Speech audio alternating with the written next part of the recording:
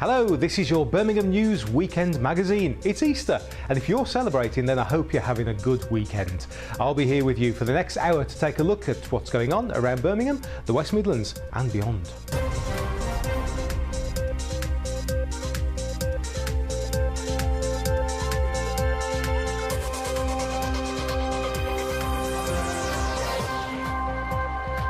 Oh yes, welcome to the Birmingham News Easter Weekend magazine. Now, coming up on today's show, we've got a special section commemorating the 105th anniversary of the sinking of the Titanic. We'll be seeing what's up on this week's community notice board, and we'll remind ourselves what's been going on around our area too. Then later on, Carl will be here with the film charts. Our intrepid reporters Steve Green and Jason Forrest will be joining us with some more interesting guests. Norman Bartlam will tell us what's so special about this month, and Johnny Doom will share his pick of the gigs, and it's all within the pages of the Easter edition of the Weekend magazine.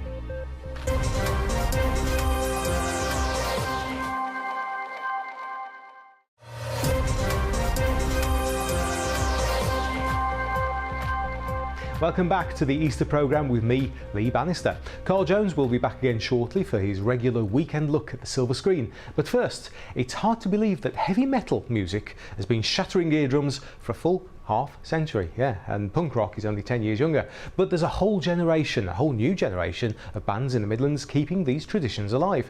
Steve Green met up with one musician who's combining both, looking to the future whilst keeping an eye on what was great about the past. Hi Lee.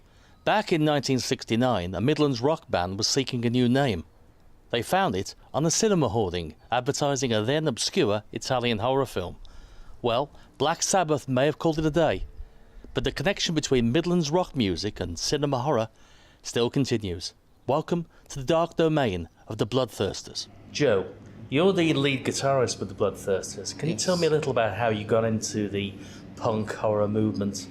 Well, basically I've been a part of the punk movement for quite a while. I've been playing music for 10 years or thereabouts, and punk's a very obvious choice for me because it's very DIY, and I very much like things that are rough and ready and very kind of real, if that makes sense. Well, that was the whole idea of the punk ethic, wasn't it? That you didn't have expensive promotional work, didn't have massive production values. It was just the raw music, the energy. Precisely, I mean, and that's it. And it's mainly meant to be about, effectively, it's meant to be working class music, basically, for, kids who can't afford to go into the expensive studios, they can't afford Abbey Road and the most expensive amplifiers.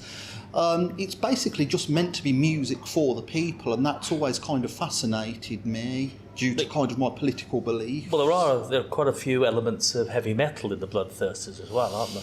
Of course, I mean, heavy metal's always kind of had kind of ties to horror and, and visceral, it's a very visceral style, and that tends to kind of link in very well with horror films, some of which can be very bloody, but there can also, obviously, there's a tongue-in-cheek element of it, and especially that's kind of where the punk thing comes in, because obviously punk's a very visual style. That's what I think a lot of the critics of punk and heavy metal, etc., just don't get the joke.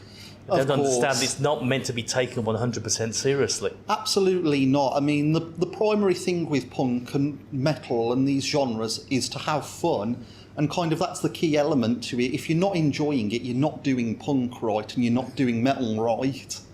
That's true. And of course, there's a big tradition in the Midlands of heavy metal and also punk, but heavy metal specifically.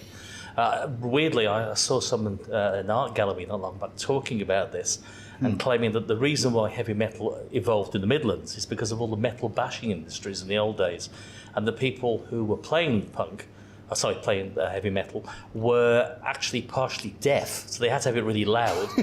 And I thought, well, that wouldn't apply now because there is no metal bashing industry in the Midlands, it's all gone.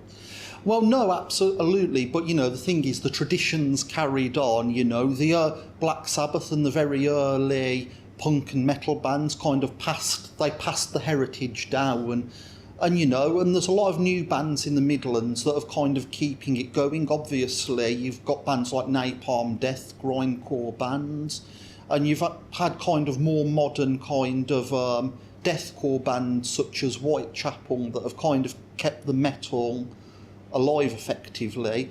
And the same's true for punk. And what we hope to do is that we want to keep kind of the traditions of punk, the DIY ethic. And you go on stage and bash out 3 chords. We kind of want to keep that going because I think it's a fine tradition to have, really.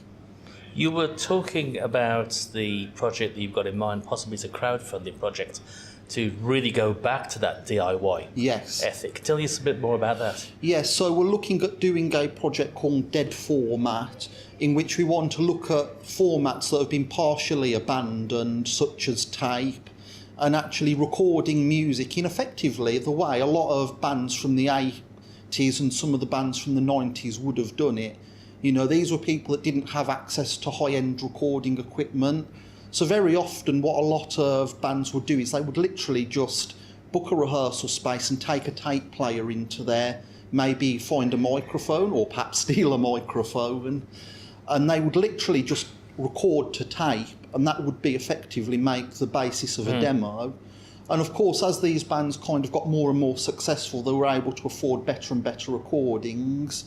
But I think that the rough and readiness of going into the studio with a tape player is kind of what we want to kind of keep alive.